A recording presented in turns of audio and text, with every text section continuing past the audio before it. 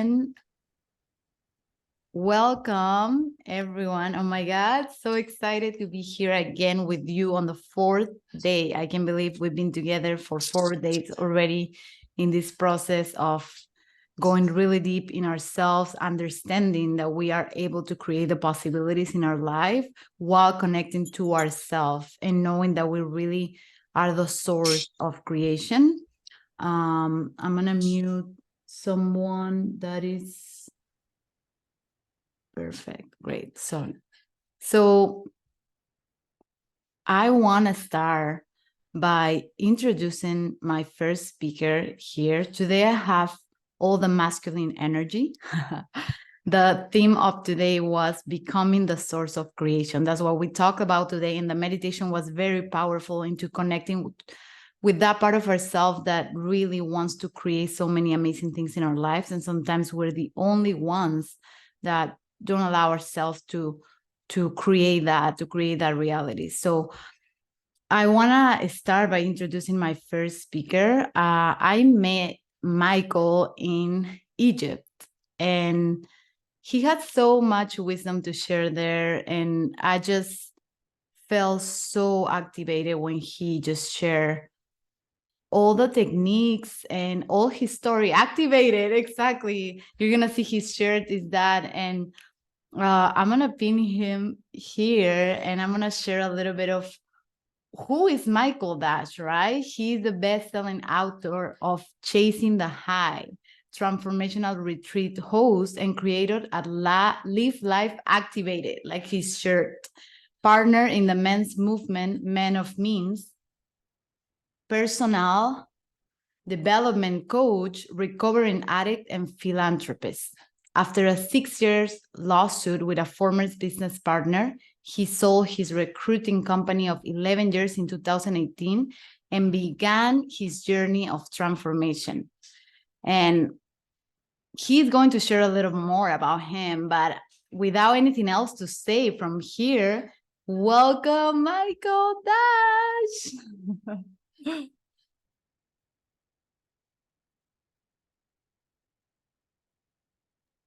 Thank you so much. I was keeping my mute button on as there were tourists passing behind me. Thank you for that beautiful introduction. I'm so grateful to be here, and I'm so proud of you, Sabrina, for putting this all together.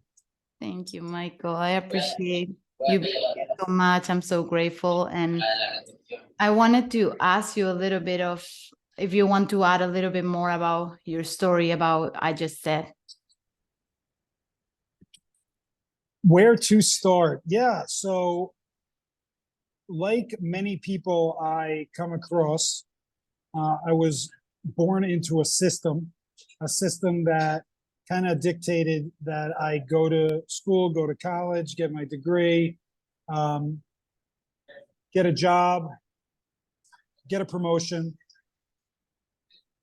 get another promotion, work harder, work longer. It's not good enough. Buy a house, get married. I didn't do the get married part. And I was pushed into that. I was born into that system. I'm from New Jersey, so East Coast of the United States, and the mentality there is work first, everything else second. And my father was an entrepreneur, so I grew up working for him starting at 8 years old. So I learned work ethic really young. And I didn't learn too much else at that time. And I was driven to make my father proud. I realize that now. I thought I was driven by myself, but it was really like a father complex thing of having to exceed the success of my father, or at least what I portrayed the success to be. And so that drove me into working overworking, let's put it that way. And along the way, I didn't have any outlets to express my emotions, or I didn't know any at the time to express my emotions, express the other pieces of who Michael Dash was. And I turned to partying, and I turned to gambling. And I started gambling at a very young age. My uncle introduced it to me at 10 years old. Thank you, Uncle Love you. And that started a 20-year gambling addiction. And some people say, well, how could you gamble at 10 years old? It was because I was working for my father since I was 8. And even if it was $20 I had or $50 I had back then, like his warehouse guys would take me to the horse track and we would bet on the horses. And so I gambled for 20 years straight, and I lost at the end of it hundreds of thousands of dollars. But it wasn't the money, it was the time, it was the energy, it was the disconnection from my soul, from looking at who I was as a person, what made me happy, what lit me up. And at some point, gambling wasn't like getting me the high that I used to get, so I turned to drugs. So I was partying with gambling and drugs. I was addicted to cocaine for like 10 years. I was a weekend warrior. That's what they call us. And every weekend it was gambling and cocaine and clubs. I was living in New York City for 10 years. I was completely disconnected from who I was, but I was still working hard. I always maintained this work ethic because I knew, or actually what I've discovered is I was addicted to money over all of those things. It was money, which is the root addiction of everything, because I was fantasizing that if I had a certain amount of money, everything else would be okay. The friends would come, the women would come, the business would come, the like admiration would come, the awards would come, all about money. And so even with all that distraction, I was still able to perform at my job, to be a top performer. And eventually I started a company with a business partner of mine in Utah. So I moved from New York to Utah. I started that company, and it was the same thing until 5.5 years in, we built the company to $5.5 million. And doing that a year, which was pretty good, we just started clashing. We had different goals and expectations. And I didn't have the communication skills at the time to actually navigate this with her. And it was our egos just battling each other every day until eventually she bought, I bought her out and I took over the company, and we had an agreement in place that was violated, and that started a lawsuit. And basically it started a 6-year lawsuit that I spent over $1 million on of my own money on my own lawyers. And it was over $350,000. And I spent $1 million. I spent triple the amount on my lawyers. Then the lawsuit was actually over. And at the end of that 6 years, I ended up settling for, guess how much, Sabrina? Take a guess. Oh my God, I would say like triple than that even. No, I settled, good guess. But I settled for the same $350K that I owed her 6 years later, just $1 million later. Oh my God. And that really destroyed my soul. But 5 years into that, I went to my first personal development retreat by accident. I thought I was just going to Bali for some reason. I didn't really know what it was, but I knew I wanted to go to Bali. And I saw this opportunity, so I clicked on the link and signed up. And next thing I know, I'm at a personal development retreat. And there was these two people talking about living a life of flow by tapping into your intuitive guide and tapping into your intuition at such a level that anything you manifested and all the synchronicities around you would guide you on your path. And at first I resisted it, and then I was in so much pain, I was like, I'll try anything. And I took their 10-week course called Flow Mastery, and it changed my life. And ever since then, I've been on the pursuit of just continuing to do the work deeper and deeper and deeper.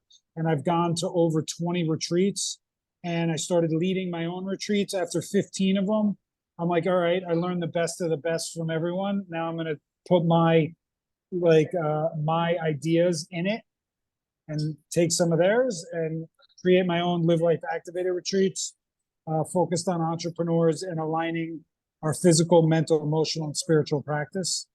And yeah, that's where I am today. A lot of other things, but I've talked for a while, so I'm going to stop there. So powerful, Michael. And thank you for sharing your story, because I feel like we all identify in our own way. And we always try to find all these distractions around us for us to not feel how we're feeling. And for you choosing yourself in that moment and saying, who do I need to be in order for me to create what I want? And it was just this moment where you realize that this is what I want to do in my life. And it's just like, sometimes it's just this small moment that really can shift so many things. And I want you to talk a little bit more about that. Like, who did you have to become for you in order for you to create what you have right now? That's a great question. Who do you have to become to be who you are right now? Mm-hmm. You have to become courageous. Courageous to take the step forward and not listen to the inner critic, not listen to doubt, because doubt will lead you to darkness. Doubt is what the devil represents. And I'm not being extreme, because doubt holds us back from the pursuit of excellence.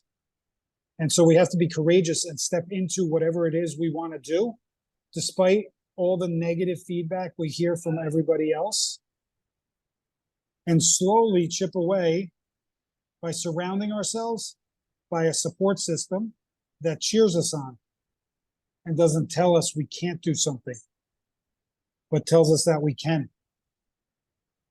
And so that is who we have to be if we want to achieve anything that we're striving for. Yeah. And also it's very, very powerful that you share that, because I feel that doubt, fear, and all these emotions that we feel around something that we want to create, they're never going to disappear. But it's a relationship with this mindset for us to be able to create that reality. And it's the relationship that we have with those thoughts, because the fears are always going to be there, because they're trying to protect us. They're trying to be there to just for us to be safe. They all, that voice, that little voice, that little critic is always trying to keep us safe. And it's just like, how do we change the relationship with that and learn to observe, and just we're able to create what we really deserve if we open ourselves to receive. And I want you to talk a little bit more about activated, like all these things that you have created. And because we were talking today about becoming the source of creation, how do you become the source of creation for you to be able to have what you have in this moment, and those amazing things that actually activate you as well, right? I think that we have to actually become failures to create what we want. And if we're not willing to fail, then we will never step into it. Yeah. And I've failed plenty of times. And it might not be your traditional answer, but that's my experience, that the more you're willing to fail, the more you'll succeed. Yeah. And so for me, it was, okay, maybe I'm going to screw this up, but I'm going to do it anyway. And I'm going to get all the feedback, and then I'm going to do it better. I'm going to do it better after that and better after that until I nail it. And again, just going back to my original answer, that's where we have to be courageous. And it's with ourselves. It's our inner critic. It's our inner critic that we live with. We might have friends, we might have family who say you can't do this, but and eventually they're somewhere else. But we have to live with that inner critic. So we can either train that inner critic to support us as much as possible, or we can allow it to come up to the surface and overtake us. Fear, doubt, all these things, they can overtake us. So for me, it was like I succeeded in building a business. I mean, we're doing $5.5 million a year. Until recently, I never said that was successful. But I've realized that I've been like pushing away my own achievements in my life. And no, I'm going to stand up and own that shit. No, that was super successful. We were doing $5.5 million in revenue a year. And I was a complete failure after because I was toxic with my business partner. I got into a toxic lawsuit. I allowed my ego to drive me. And I was a failure in that piece. And then that made me a success again because I took all that knowledge, all those mistakes, and I was able to put that energy into activating, into my retreats, into this men's movement that I'm building. And so I will fail again. And it will only make me a greater success in what I do after. Love that piece of wisdom.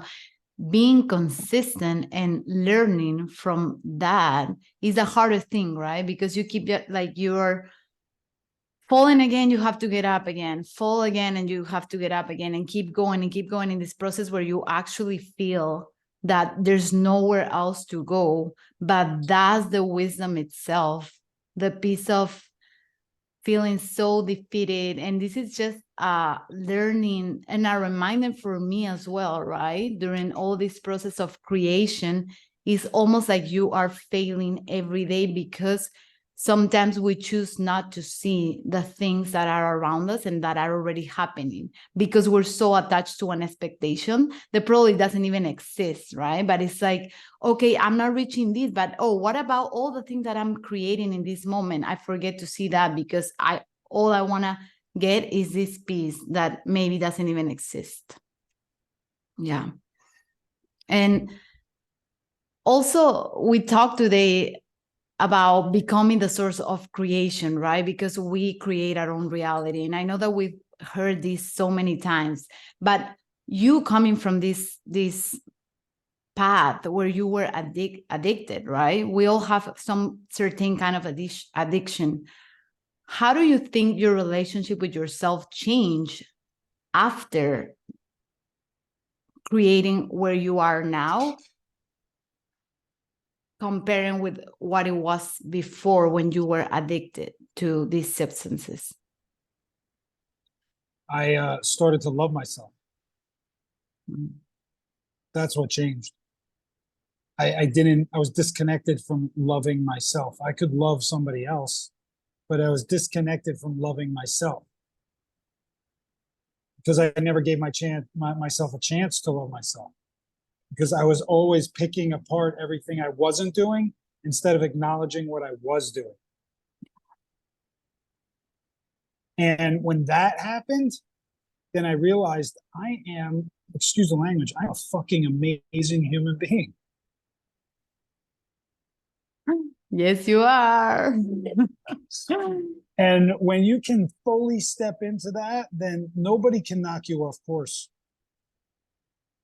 And I'll give you one other thing that's been very prevalent in my life, especially this last year and a half, and it's been prayer.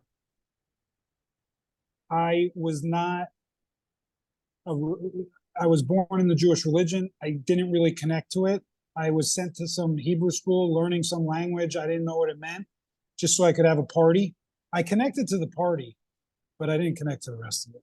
And then after the party, I disconnected from the religion, and I view certain things in the world and challenges in the world with at the root of religion. That's just my own personal view. It doesn't mean it's true. And so I disconnected. I lumped prayer and religion together, and that was a big mistake because prayer is totally different than religion. Just religion has, prayer has been taken by religion and used in a way that to galvanize people and to turn it into a business and everything else. And to divide people and all this other stuff. But prayer is its individual own act. And what we preach, I don't even need to do that. But what we preach, what we teach at Men of Means, which is the brotherhood that I'm now a partner in, is that we teach intention setting through non-religious prayer. And we talk about impregnating the world with our intentions. Mm.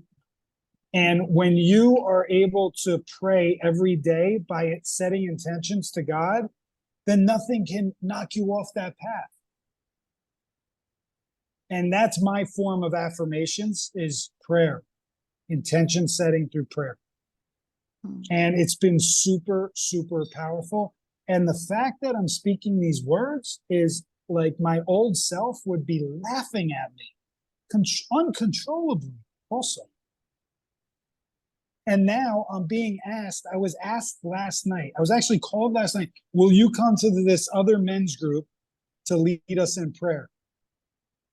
And I'm like, yeah, of course I will. I hung up the phone though, and I was laughing. I was like, oh my God, I could never have imagined that something like that would have just happened. Yeah, so powerful. The power of intention. And we always say that, but it's like really important to have clarity around the things that we want. Because otherwise, how are we going to take action towards that if we really don't have the intention? And intention is also being in ritual, in devotion of what we want. And that means also prayer. Prayer is such a powerful tool that I use all the time, combined with taking action as well, right? It's just like it goes together, the fact that you really want to create something, so you see it and you are in devotion of what is that you want to create in this life. And yes, because prayer can be used in many ways, and prayer is not. Some people pray in like this, and they're like begging. It's like a begging sense. from and there's lack. no act. Yeah, from lack, exactly. And there's no action behind it. Yeah. And if that's how you're praying, you're going to be waiting for a long time to find your answer.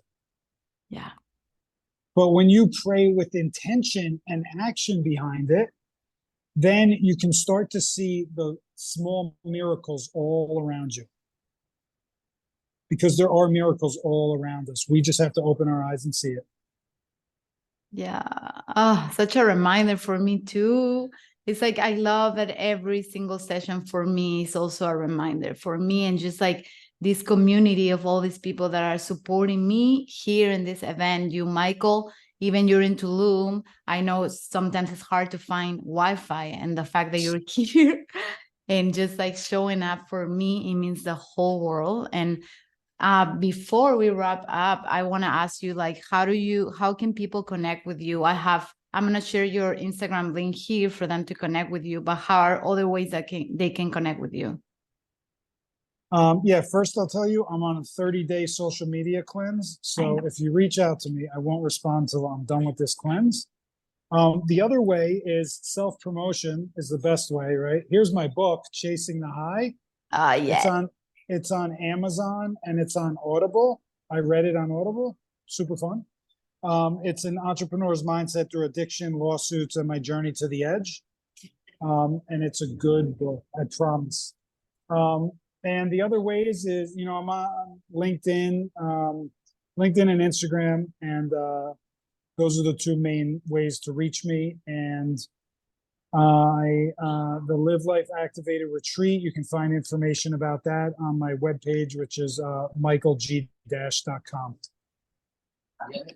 Thank you so much, Michael. And I'm going to be with Michael in Nepal in December. So I'm going to see you in 2 months. Yes, can't wait.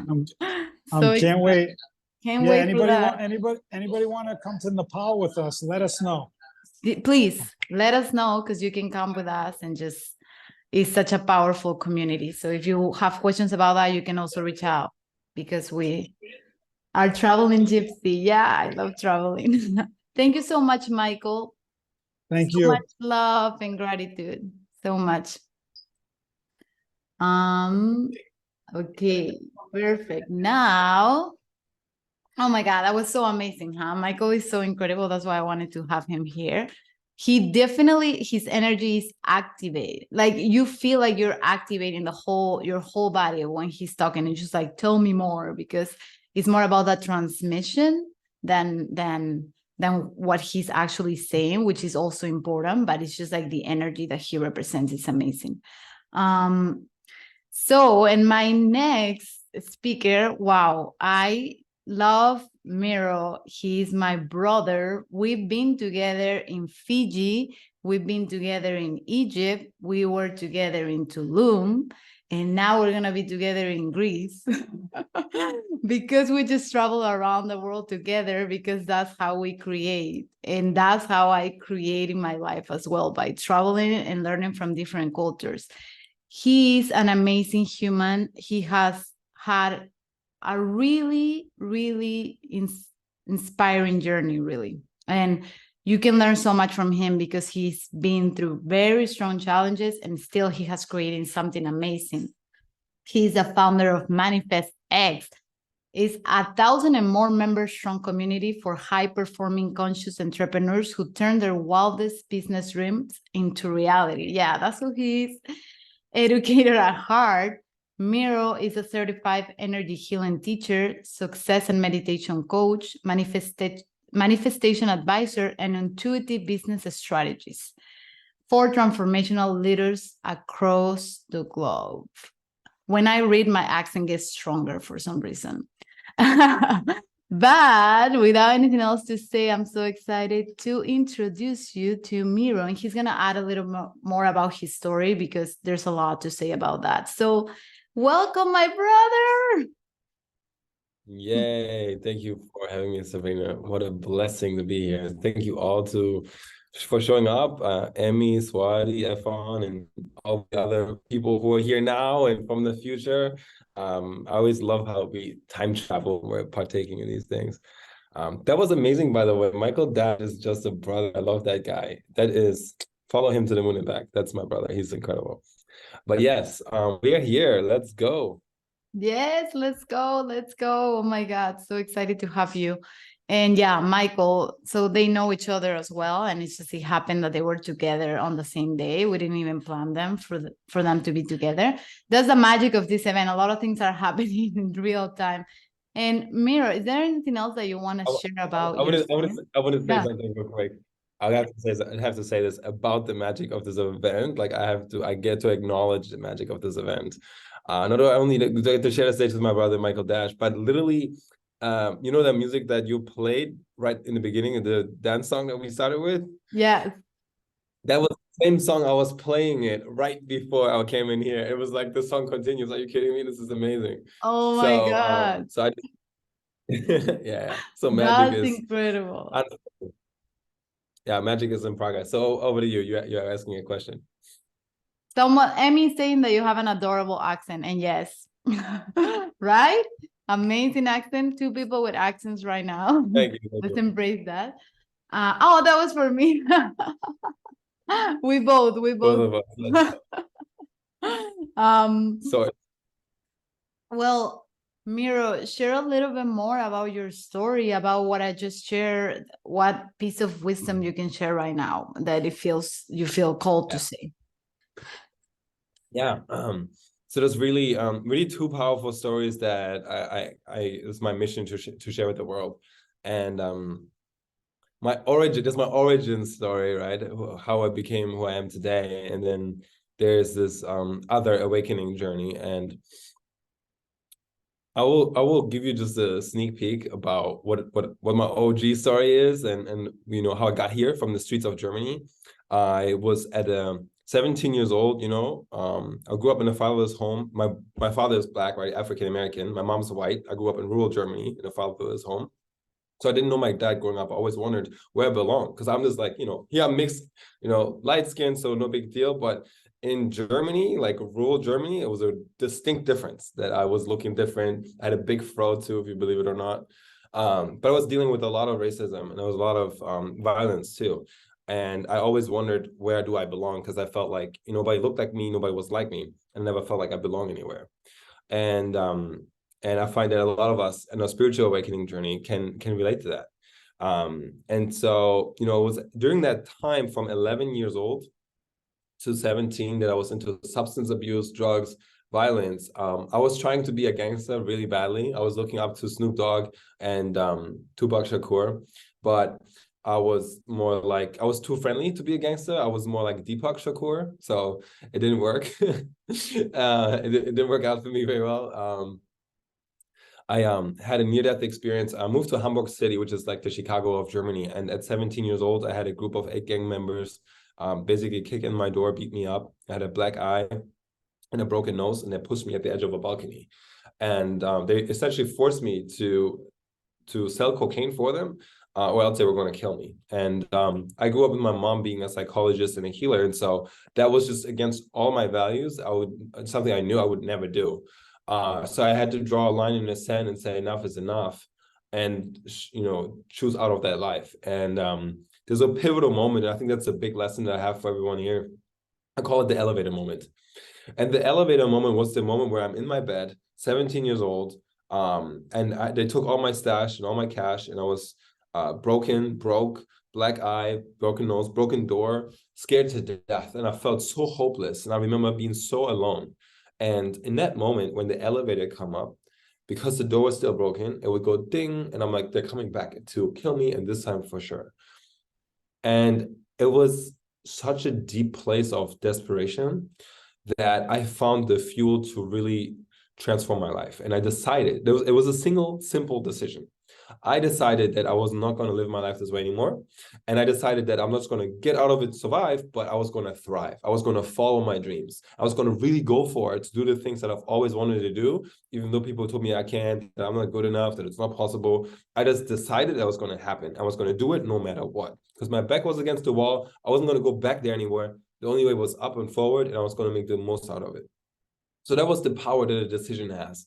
And within 18 months, I had a US embassy in Berlin. I don't know, those of you who are immigrants or not live in America, it is not easy to get a US citizenship, right? You can't just like sign up for citizenship and you get it in the mail the next day. It doesn't work that way, right?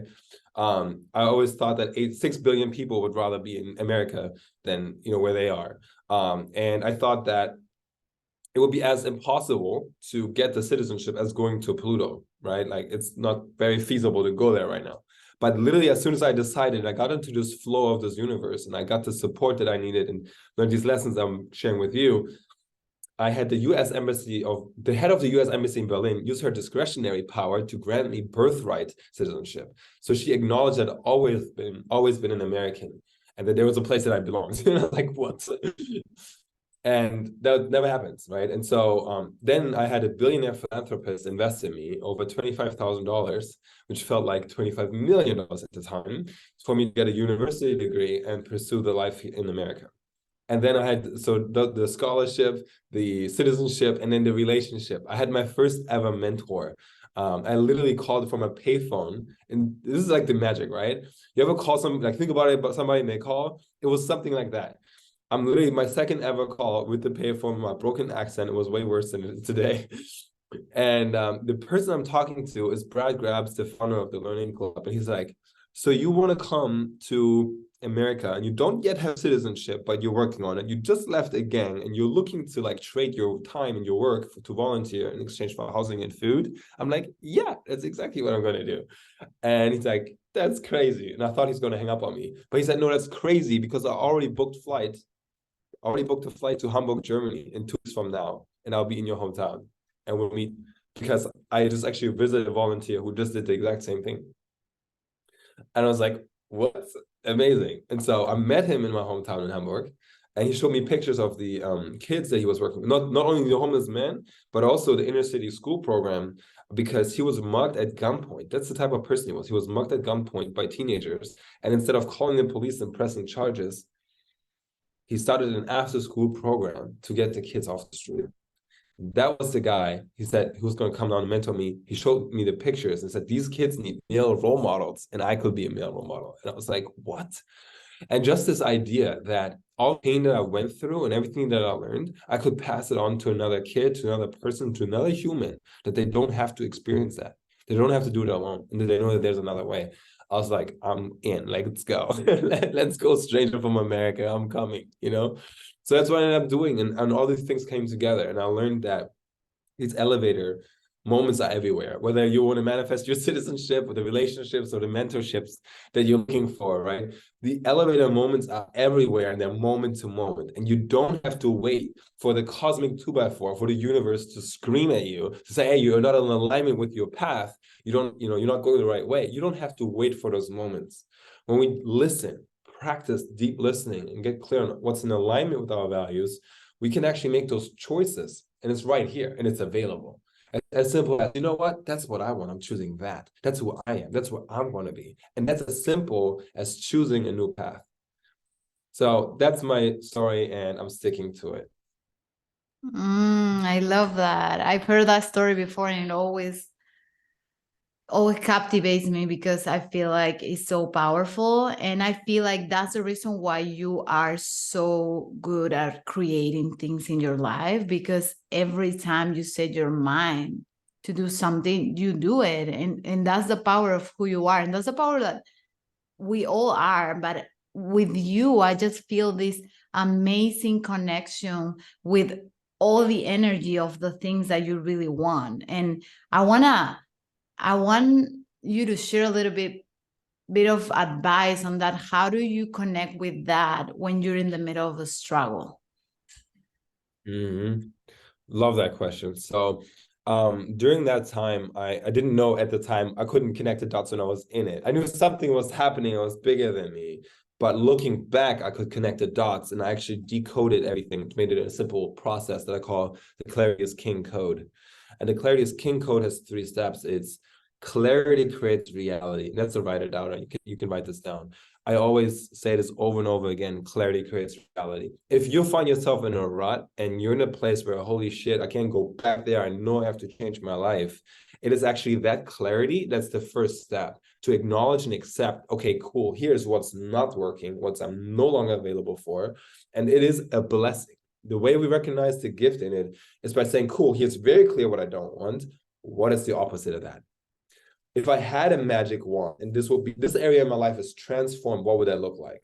That was the process of me saying, okay, clearly I'm not living in this environment anymore. This is not working for me. Now, magic wand, I'm going to America in the land of my dreams, right? And so if you're already successful and you're thriving and you're on top of the game, amazing. Clarity still does create reality. You still want to have the vision board. You still want to clearly communicate your goals and see it all comprehensive, right? But if you're in a place where you're like in this like down moment, you have to like rock bottom or any of those things, ruts, or even any place in between, you can look at what's available right here. And one powerful question is, what is it that I'm avoiding? What is it that I'm avoiding? Because when you acknowledge that, accept that, that is the part that will transform your life fastest. And the grosser and the yuckier it is, the more powerful the transformation will be when you take that on. And that's the Michael Dash was saying, like facing your fears and having courage. With courage. So this is the process. So clarity creates reality is step 1. Whether you're getting clear on your vision that is so clear that you can taste it, which everybody gets to have that, or you're getting super clear on what's actually holding you back. Clarity is the first step. Okay. So the second C in the Clarity is King code is commitment. And that's when I decided I'm going to America no matter what. I didn't have the resources. I didn't know the people. I didn't have any of the things that I needed. When I decide it's going to happen, I unlock this code that now where there's a will, where there's commitment, there's a way. And the universe conforms to commitment. The universe conforms to commitment. Like Moses parting the Red Sea. Like it wasn't until he was walking into the water, if you recall the story, but he was having his neck, underwater, his mouth underwater. And then when he was fully submerged, he had his staff that was completely submerged under the water. That's when the Red Sea parted. And the way became free for him to lead his tribe into the promised land. That's the power of commitment. When you find that energy, like this is what really matters most to me, and this is what I'm committed to no matter what. That is the power that you can make any dream reality. And then the third, so I will say this, even though that is so powerful, there are still a lot of lone wolves out here who have clarity on their vision, who know what their issues is and how they're holding themselves back, and even like commit no matter what, I'm going to do this. But here's the thing, at that point, you're still alone. You're still doing it all by yourself. You're still working harder than you need to. And this is why it's so important that we have the third C in the Clarity is King code, and that's community. Community is this place, it's you guys, it's each other, where we're having a safe space where you can share your vision, where you can share what's holding you back. You can share vulnerably and show up as your authentic self, instead of having people saying, oh, you're crazy for doing all this woo stuff, or you're crazy for traveling the world to all these places, or you're crazy for starting that business, or you're crazy for dating that person. Instead of having that, there's people who celebrate you, who are like, that's amazing that you do that. That took courage, and I see you. That's the environment that you want to surround yourself with all the time, because then you're in a place where the bigger each of us get, the bigger all of us get. And I always say this, you probably all heard this saying, and maybe you can complete this sentence for me if you heard this before. If you want to go fast, go alone, right? If you want to go far, go to anybody? Go together. That's right, go together. Put it in the comments. So here's the thing. I want to submit to you that you can go faster and further when you align yourself with the right people. And that's the biggest gift that I have for you guys. This is like finding the tribe, the mentorship, the brotherhood, sisterhood, the people that vibe with you, that are in alignment with your dreams, that support you in your mission, and that will hold space for you when you're down, right? And that you will happily do the same thing for, right? That is your community, and it's the essence of success. Because even if you accomplish all of your goals and dreams and it's just you, then what is it all for? You're gonna miss the fulfillment of sharing it with others. So that's my stand in the world, and that's the process from alone to aligned, from being hopeless, from being afraid, from being stuck, to getting in alignment with clarity and courage, all right, commitment and community. And so that's the biggest gift that I have for you, and this is what we share during our coaching, during our retreats and masterminds. It's the foundation for anyone to rise up in their leadership and create the life that they really, really want. So powerful, Miro. I always love everything you have to say, because it's so true, and it's such a big and powerful reminder. And what you said about community, I mean, everything, right? Clarity, having the clarity is the intention. It's just for us to be able to take action, the commitment for us to keep going, even when it's hard, and even in the middle of the struggle is when we can actually create more. And then community. I don't think I would be where I am if it wasn't because I have a community that supports me, and where I can just really create with them, and we can create together. And that's where the magic happens, right? Like, we have seen it together, right, Mira? Like, we've been in communities all the time, and it's just like we are part of the same community that keeps growing and supporting each other. And I don't think I would be able to keep growing if it wasn't because of that. And so much wisdom you just shared. And I wanna ask you, because today we talk about that, becoming the source of creation. And what can you share about that? I love that so much. It's such a beautiful question. And I wonder if you have enough time, we can even do a little experience, a meditation activation experience that's in alignment with that question. When you share what does it mean to be and becoming the source of your reality, of your creation, it's really realizing the fact that you've always been creating your reality. And I'm gonna give you a personal example. When in 2018, this is my second spiritual awakening. Okay, this is after a similar story to Dash. Like, I've been successful on paper. I worked for big companies, kept getting promoted, and I was married. My son was 2 years old. On paper, we looked super happy. You know, I was buying my own home and everything. But deep down, I was really unfulfilled, and I was feeling like not enough. At work, I felt like I was lifting up. I was like Aquaman trying to lift Thor's hammer. Okay, so like, why is this so hard? Why is this, like, maybe I'm not strong enough, maybe I'm not worthy, maybe I'm not good enough. And I didn't realize my gifts really. What I learned though, to get to the point is, and then I came home to, okay, I gotta go. I do have permission to be like vulnerable and super real with you guys. Okay, there was a moment when I would home from this like toxic work environment and going home to a relationship where no matter what I did, my partner, my ex-wife, she was chronically depressed. So no matter what I did, it wouldn't be good enough for her to be happy. And all I wanted is for her to be happy. And I felt so inadequate at home, felt inadequate at work. I was driving home, literally thinking I was going to like drive off the bridge. You know, I remember thinking I'm going to swerve into the semi truck, this red semi truck coming on the left, or into the Missouri River. I was in Kansas City at the time and like driving to that. And I didn't not yet have the community.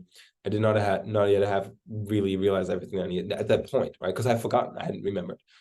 But here's when I started life coaching, right? And I had my first ever life coach. He was an NLP trainer and an energy healer. And he said this to me. He showed me that I had the power to create my own reality that I always have. That relationship wasn't that I was a victim to a toxic relationship or a toxic work environment. It was just the environment where the toxins that were inside of me were coming up.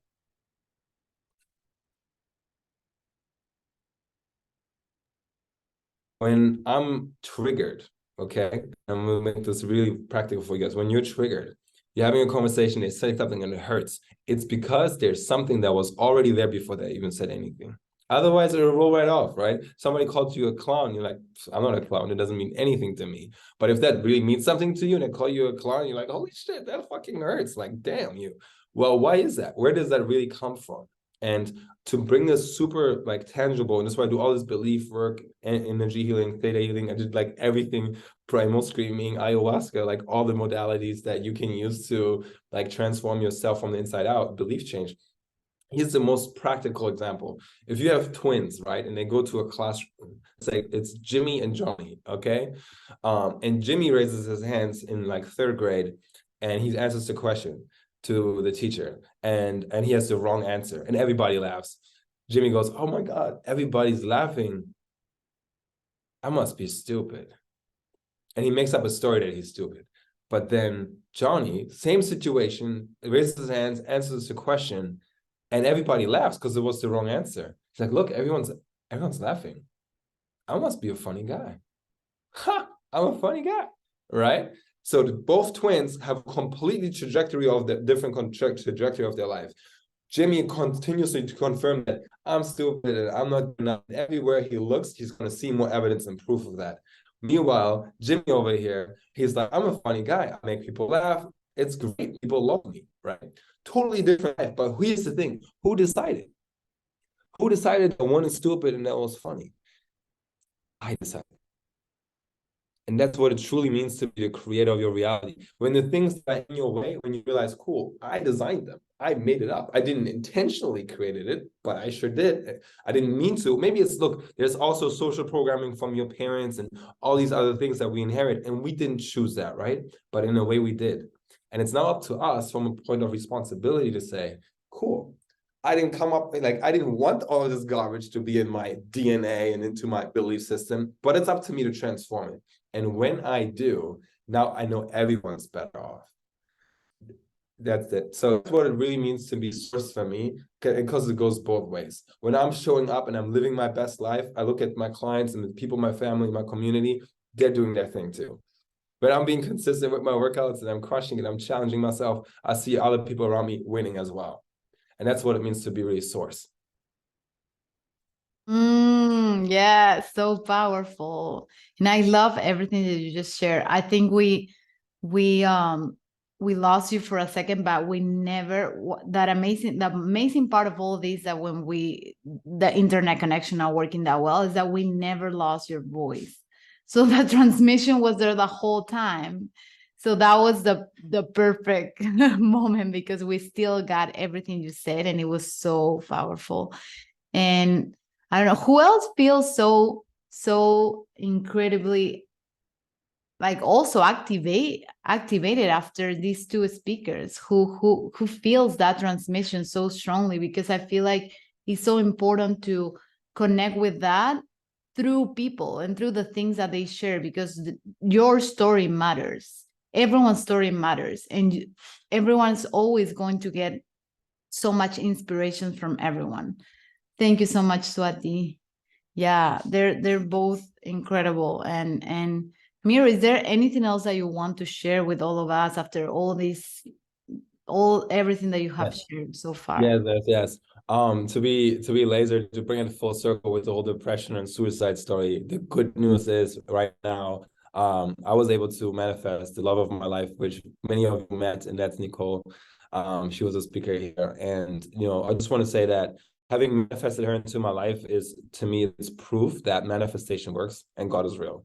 And even after going through horrible divorce, finding love again, even if you've been down before, and it's not only, love relationships, but that goes for any area of your life. You were one relationship away, right, from completely transforming that area of your life. And then you do have the gifts and the power to make that happen because you say so when you choose. So that's really all I have. I have a gift for everyone who would like to stay in my bubble and stay connected. We didn't have enough time to get into meditation, but I do have a recorded meditation I'd love to share. And so what you can do is I will is it okay to share? Absolutely. Please Okay, share everything that you want to share, because I want them to connect with you. Great. So cool. So my gifts is basically you text me the numbers in the chat. Maybe we'll share it in the show notes or whatever for the people in the replay. But just text me your name and the word gift, and I will give you my meditation playlist. So I have NLP, Theta Healing, Dr. Joe Dispenza type meditations, and manifesting in the same process that I used to manifest my queen. So yeah, my biggest gift I have, and my community. So we have a Facebook community, so we have a bunch of incredible resources. Also for business owners, those of you who are coaches or leaders of masterminds and retreats, we have a ton of resources there. So please take advantage and be my guest. Yes, please connect with Miro. He has helped me create so many things in my life. And I don't know if you all know Nicole, but Nicole and him together, they're an amazing couple and they have created amazing things in their life as well. So if you're able to connect with both of them, Miro, his work is so, just by hearing him speak, he already shares so much. And I just want to say bye. The recording, Michael, is it okay if I pin you again just to say bye, all of us, the three together? Perfect. So Let's do it. Yeah, I just want to say bye to everyone and thank you for being here, sharing this space with us. I thank you, Miro. Thank you, Michael. You both are in my heart, and I'm so grateful that you were able to share your story with this community. And please connect with both of them. They're both incredible humans and have created amazing things, and we're able. Let's use that as inspiration for us to create something like that as well. So thank you so much. Thank you. So Thank much you all. love and gratitude. Great to see you, Dash. Bye.